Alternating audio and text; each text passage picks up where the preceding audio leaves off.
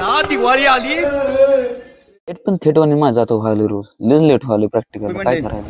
आई वडील ते आई वडील ना काय पण असं माझंच घ्या. सकाळी पाणी सुटते तर पप्पा म्हणतात राहू दे तू तुझं कॉलेजचं बघ. पप्पा स्वतःहून करतात आणि मम्मी तर सकाळी सगळं काम सोडून माझ्यासाठी डबा करते सगळं गडबडीत. म्हणजे काय का असं ना आई वडिलांना पुढे कोण पण नाही. तुमचं पण तसं सगळ्यांचं तसं आई वडील ते आई वडील काय पण होऊ द्या. तेवढंच लक्षात ठेवा आई वडिलांना त्या किंमत द्या. पुन्हा पाहिजे तर आई वडिलांची किंमत घालू नका. आरती भेटली बाबा आता कशी तर आज जरा लय दिवसात ना कॉलेजवर पोचलो डायरेक्ट जेवायलाच बसलो.